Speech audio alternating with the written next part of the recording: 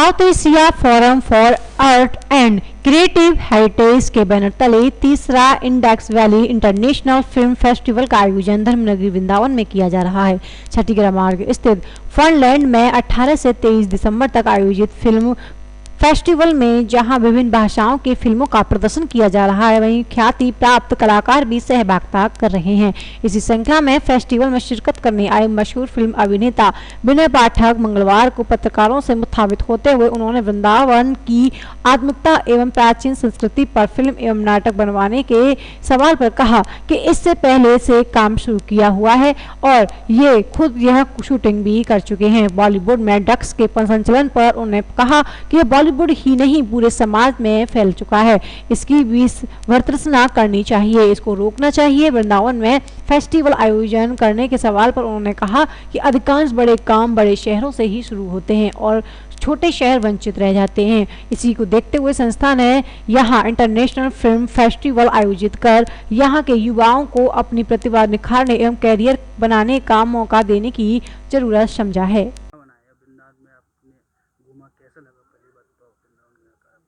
बहुत अच्छा लगा। मैं तो ये डर रहा था कहीं कठिन सवाल आप मुझसे ना पूछ लें।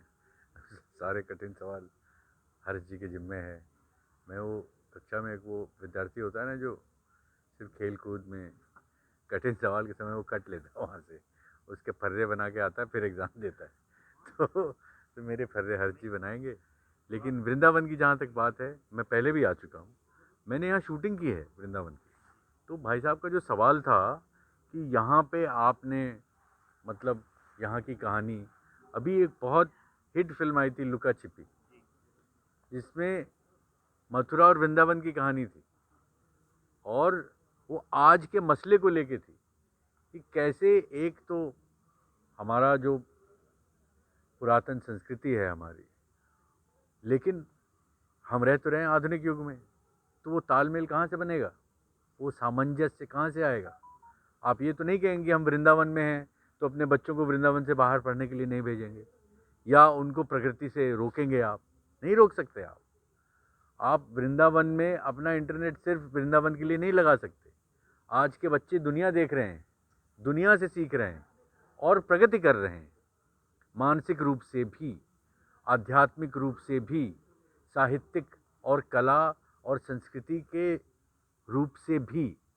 तो लुका छिपी जो फिल्म जो लिखी है उन्होंने, वो हालांकि वो तो फिल्म में मनोरंजन का देखते हुए, लेकिन आज के सामाजिक जो जिसको आप समस्या मान सकते हैं, आपने नहीं देखी होगी, लेकिन उसके तहत वो फिल्म है कि एक वृंदावन में मथुरा में रहने वाला बाप और उसकी बिटिया जो है वो बड़ी हो गई है, वो जर्नलिज्म पढ़ के आई है और वो उसकी शादी का सोच रहे हैं, लेकिन वो चूँकि आधुनिक विचारों वाली है, वो कह रही है कि नहीं, जब तक मैं लिव इन में ट्राई नहीं करूँगी कि ये बंदा कैसा है, मैं नहीं करूँगी शादी। अब इसको एक ट्रेडिशनल बाप तो नहीं करेगा बर्दाश्त, है ना। तो देखिए ये क्या है, ये कॉन्फ्लिक्ट है, ये हमारे ट्रेडिशनल वैल्यूज़ का और मॉडर्न वैल्यूज़ का कॉन्फ्लिक्ट है और इसके बारे में बात करना ज़रूरी है, इसको एड्रेस करना ज़रूरी है। सबसे आसान काम है भर्त्सना करना और सबसे कठिन काम है उसको एक क्रियात्मक डिबेट देना। एक मतलब आप उसकी बात करेंगे तो 4 हल के मसले निकल सकते हैं कि इस तरह से भी उसका निदान हो सकता है, इस तरह से भी उसको सॉल्व किया जा सकता है। तो इसीलिए डायलॉग ज़रूरी है, संवाद ज़रूरी है। और फिल्में क्या करती हैं, फिल्में उस संवाद को लेकर कहानी बनाती हैं और उस कहानी को आप तक पहुंचाती हैं।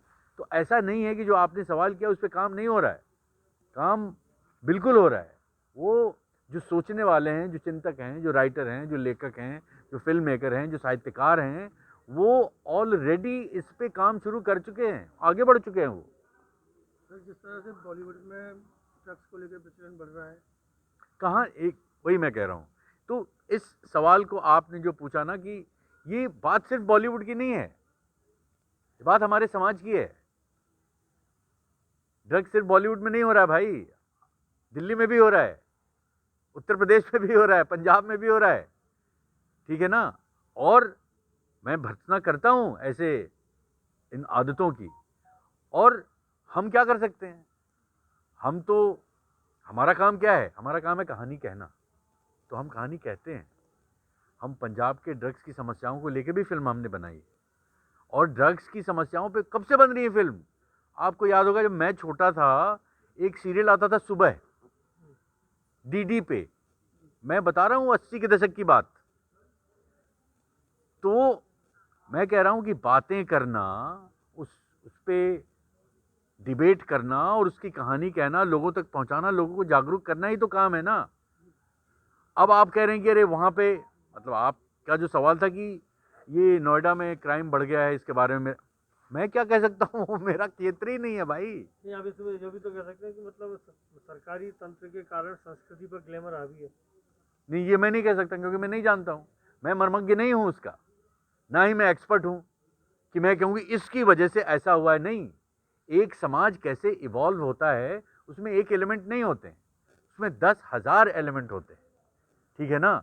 कि अगर मैं कह दूं कि नहीं, मतलब पंजाब में ड्रग्स इसलिए बढ़े हैं क्योंकि उनकी सरकार ने बढ़ा दिए, ये मेरा कह देना बड़ा आसान है, लेकिन इसकी सच्चाई कौन जानेगा? इसकी सच्चाई मतलब जो इन्वेस्टिगेटिव रिपोर्टर हैं वो जानेंगे, जो संस्थाएं हैं जो इसके बारे में विमर्श करती हैं, रिसर्च करती हैं, वो जानेंगी। आप मुझसे उसका जवाब पूछेंगे तो मैं कैसे दे सकता हूँ? मैं तो बिल्कुल ही अनभिज्ञ हूँ, मैं कलाकार हूँ, मुझे पता ही नहीं है उसके बारे में, तो मैं झूठ क्यों बोलूँ? आपने कई मशहूर फिल्मों में काम किया, अच्छा नाम भी कमाया जी। उसके बाद में आपने टीवी सीरियल में भी अपनी प्रतिभा दिखाई, तो दोनों का अनुभव नहीं, टीवी पहले किया मैंने। टीवी पहले जी जी जी। दोनों का अनुभव और रंगमंच भी किया। अनुभव कैसा रहा है आपका? बहुत अच्छा रहा है अनुभव। मेरी शक्ल देख के नहीं लगता मैं कितना खुश हूँ? नहीं। नहीं, अब आप जैसे वृंदावन खाना की नगरी में आए और फिल्म फेस्टिवल कर रहे हैं, तो हाँ। आप यहाँ से क्या चीज़ मतलब लोगों को देना चाहते हैं और क्या आप यहाँ से ले जाना चाहते हैं? ये सबसे अहम सवाल आपने पूछा कि वृंदावन में ही ये फिल्म फेस्टिवल क्यों? एक और हमारी पत्रकारा मित्र हैं, उनसे मैं बात कर रहा था। मैं खुद बहुत छोटे शहर का हूँ, ठीक है ना, और छोटे शहरों की विडंबना ये होती है कि कभी कभी लगता है कि सारे जो महत्वपूर्ण काम जो हैं वो बड़े शहरों में होते हैं, छोटे शहर वंचित रह जाते हैं। और मैं आपकी दृष्टिकोण से भी नहीं कह रहा हूँ, मैं उस 16, 17, 15 साल के युवक के दृष्टिकोण से कह रहा हूँ कि उसका जो इंटेलेक्चुअल स्टैचर है वो वृंदावन में पैदा होने से ये तो नहीं है कि कम है, या उसका इंटेलिजेंस कम है, या उसके पढ़ने की, जानने की, सीखने की जिज्ञासा कम है जस्ट बिकॉज वो छोटे शहर में पैदा हुआ, ऐसा नहीं है। या टैलेंट कम है, ऐसा भी नहीं है। मैं तो भोजपुर की पैदाइश हूँ, मेरी परवरिश रांची और झारखंड में हुई है, धनबाद में हुई है, मैं तो बहुत ही छोटे शहर का हूँ। तो मेरे कहने का मतलब मैं उनसे कह रहा था कि जब मैं बड़ा हो रहा था और अखबार पढ़ता था, उन दिनों तो उतना टेलीविज़न भी नहीं था, तो ये देख के मुझे बड़ा अपने अंदर बहुत ग्लानि नहीं कहूँगा, दुख होता था कि काश मैं भी मुंबई में पैदा होता यार, काश मैं भी दिल्ली में पैदा होता, कि मैं जाके वो नाटक तो देख सकता था।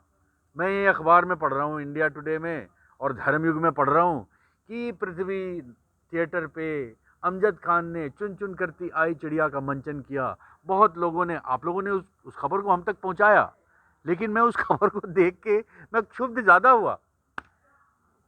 अगर मैं मुंबई रहता ना तो किसी तरह टिकट जोड़ के वो नाटक देखने तो ज़रूर जाता।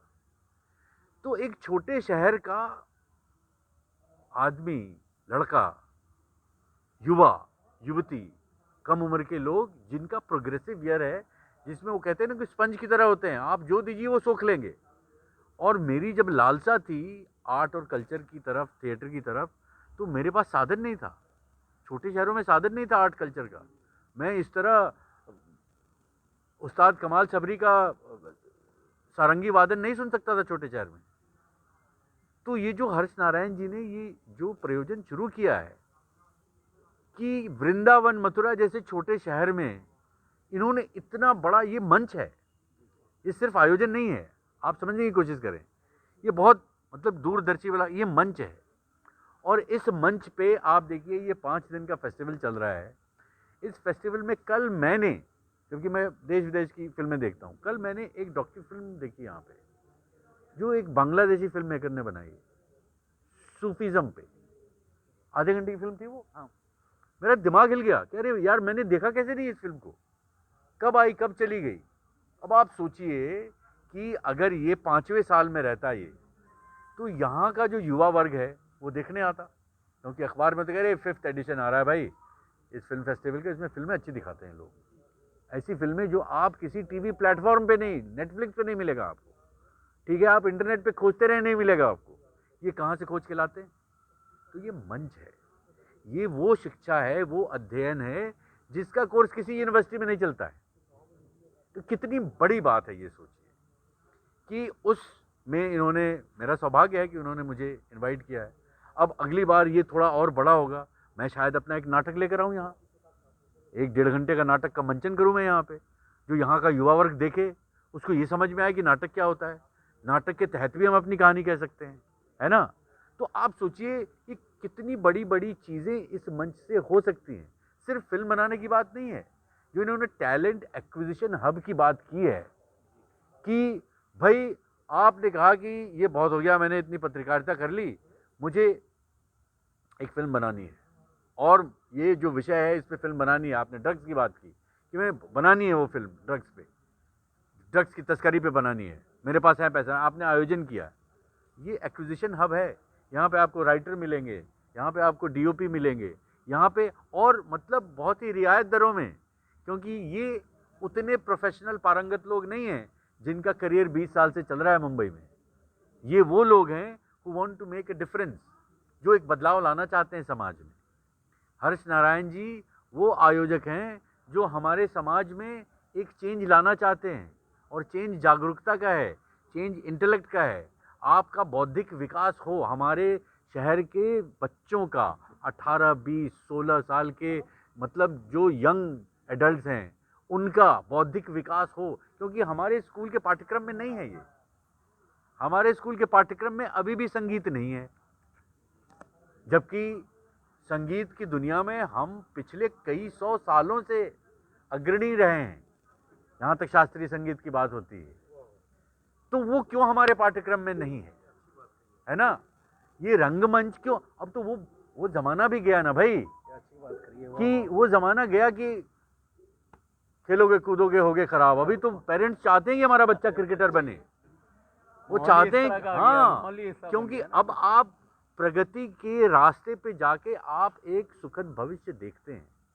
आपको पता है कि किसी भी क्रियात्मक जो प्रोसेस है उसके लिए वक्त लगता है, समय लगता है, और जद्दोजहद करनी पड़ती है, वो शिद्दत करनी पड़ती है।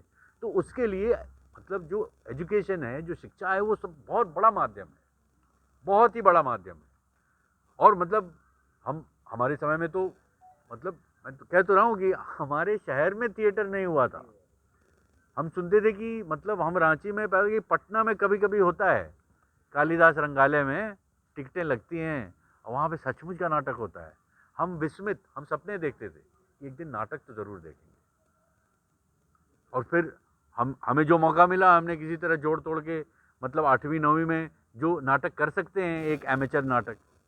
तो आप सोचिए कि ये कितना बड़ा, जिस हब की बात कर रहे हैं, टैलेंट एक्विजिशन हब, ये कितना बड़ा है कि यहाँ का युवा वर्ग इसके 5वें चैप्टर में आके कहे कि नहीं, मैंने एक नाटक लिखा है, उसका मंचन मुझे करना है, आप बताइए हम कैसे करेंगे। हर्ष जी कहेंगे बड़ी अच्छी बात है, हम ही मंचन करवा देते हैं आपका, आपको बाहर जाके ऑडियंस खोजने की भी ज़रूरत नहीं है, आप अपना नाटक तैयार तो करें पहले, है ना। तो टैलेंट एक्विजिशन हब जो है, ट्रेनिंग वगैरह की, कोचिंग की भी व्यवस्था की जाएगी किस तरह से? वही मैंने कहा ना, पहले जिज्ञासा तो जगे। आप सीधा गोल मार देना चाहते हैं, लेकिन फुटबॉल खेलते होंगे आप, लेकिन गेंद को सेंटर से गोल तक जाने के लिए कितनी जद्दोजहद करनी पड़ती है। वही कह रहा हूँ। मैं उससे भी ज़्यादा बड़ी बात कह रहा हूँ, हम उस प्रोसेस को ना भूलें। ये ऐसी चीज़ नहीं है कि ट्रेनिंग सेंटर खोल दिया, वो आके सीख लिया, वो बन गया सुपरस्टार। कोई नहीं बन सकता।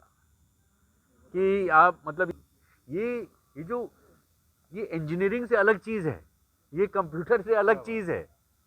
ये मतलब इसका तो सारा जो रीड आफ्टर मेमोरी और रोम और रैम होता है ना कंप्यूटर का, ये वर्षों में ही खपता है। कि आपके जब ना हो ना, उसको अभ्यास करते करते करते करते करते तब तक आप पारंगत हो ही नहीं सकते। वो जो नहीं आती। हाँ, उस्तादी आती ही नहीं है।